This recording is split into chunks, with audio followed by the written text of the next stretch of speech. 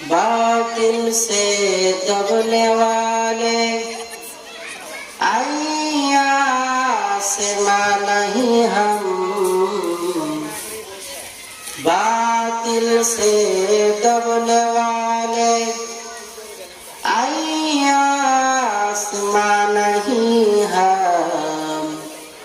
सो बल कर चुका है तो इंतहा हमारा, बलगल उला भी कमाली, कशफत दुजा भी जमाली, हसनत जमीअ खिसाली, सल्लु अलैहि व आली। अल्लाह पाक रब्बुल आलामीन बोलेन, ومن أحسن قولا ممن دعا إلى الله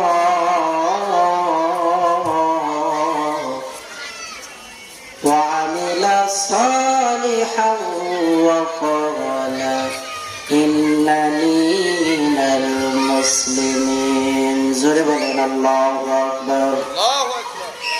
ওই ব্যক্তির চাইতে কার কথা সুন্দর হবে, ওই ব্যক্তির চাইতে উত্তম কথার কার হবে, যেই ব্যক্তি মানুষকে ডাকে দাইলাল্লাহ, আল্লাহ পাকের দিকে।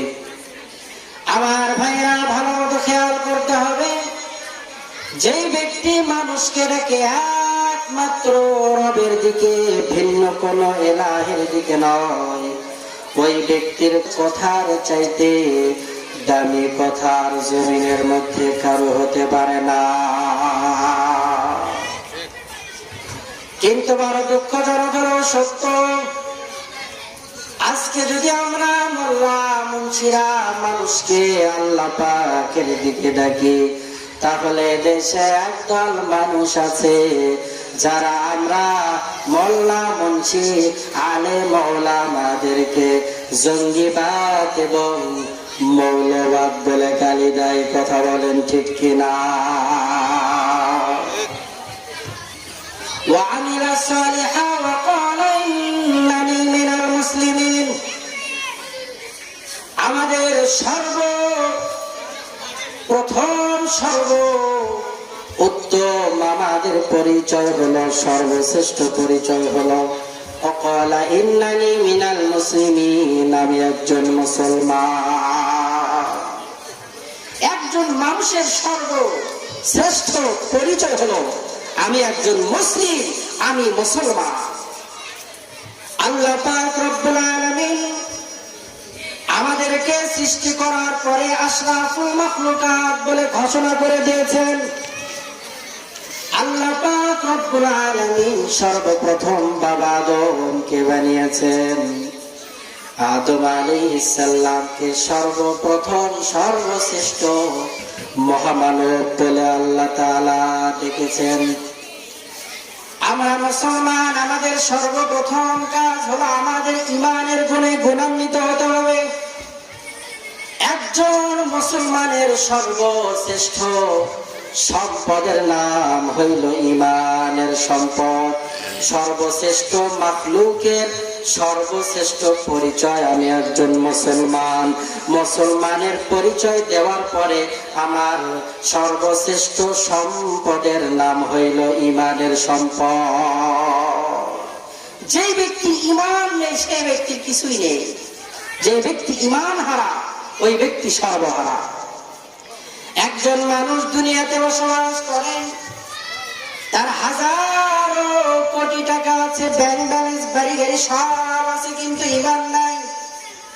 আল্লাহর হাবিব সাল্লাল্লাহু আলাইহি ওয়াসাল্লাম বলেন, ওই ব্যক্তির মূলত কিছুই নাই।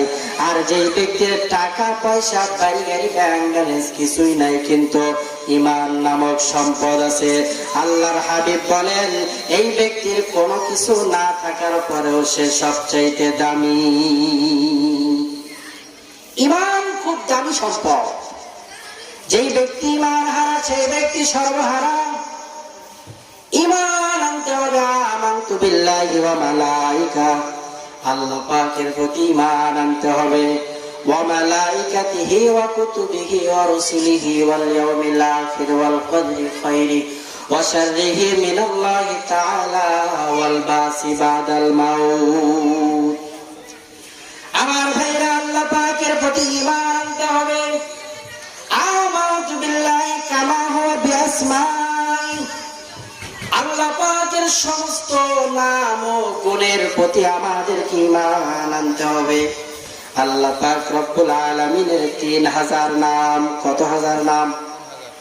আল্লাহ পাক রব্বুল আলামিন 1000 নাম ফেরেশতাদেরকে শিখিয়ে দিলেন। আরো বাকি রইল 2000 নাম। আল্লাহ পাক রব্বুল আলামিন আরো 1000 নাম সমস্ত পয়গম্বর নবী রাসূলদেরকে শিখিয়ে দিলেন। বাকি রইল আরো 1000 নাম। আল্লাহ পাক রব্বুল আলামিন 300 নাম তাওরাতের মধ্যে দিলেন, আরো 300 নাম জাবুরের মধ্যে দিলেন, আরো 300 নাম আল্লাহ পাক রব্বুল আলামিন ইনজিল কিতাবের মধ্যে দিলেন। বাকি রইল আরো 100 নাম। আল্লাহ পাক রব্বুল আলামিন 99টি নাম সর্বশ্রেষ্ঠ গ্রন্থ কোরআনুল কারীমের মধ্যে দিলেন। আর বাকি রইল একটি নাম আল্লাহ পাকের নিজের কাছেই রাখলেন। আল্লাহ পাকের 3000 নামের প্রতি আমাদেরকে ঈমান আনয়ন করতে হবে। একজন মুসলমান দুনিয়া থেকে বিদায় বেলায় যদি ঈমান নিয়ে কবরের বাড়িতে যাইতে পারে, মান ক্বালা লা ইলাহা ইল্লাল্লাহ দাখালাল জান্নাহ, যে ব্যক্তি বিদায় বেলায় জবানে কালেমা পড়তে পড়তে ইন্তেকাল করলো, আল্লাহর হাবিব বলেন ওই ব্যক্তি আল্লাহ পাকের বহুবিধ নাজ নিয়ামতের জায়গা জান্নাতে দাখিল হয়ে গেল। ঈমান হারা হওয়া যাবে না। আমার ভাইরা, আল্লাহ রাব্বুল আলামিন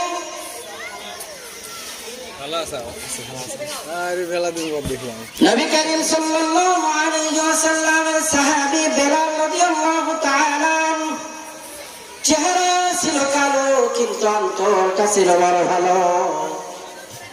আল্লাহর হাবিবের উপর ঈমান আনয়ন করছে, আল্লাহর প্রতি ঈমান আনয়ন করছে। আল্লাহ পাকের হাবিবের সাহাবী বেলাল রাদিয়াল্লাহু তাআলা আনহুকে উমাইয়া বলে, বেলাল কালেমা ছেড়ে দাও, এর জন্য যদি তুমি যত ধন সম্পদ বাড়ি গাড়ি যাই কিছু চাও না কেন তোমাকে দেওয়া হবে। বেলাল রাদিয়াল্লাহু তাআলা আনহু ডাক দিয়ে বলে, উমাইয়া আমি বেলালকে যা কিছুই দিতে চাও না কেন, আমি আমার ঈমানটা হারাইতে চাই না। এজন্য ঈমান সবচেয়ে দামি সম্পদ। ঈমান যেন আমাদের থেকে কোনোভাবেই কেউ হরণ করতে না পারে।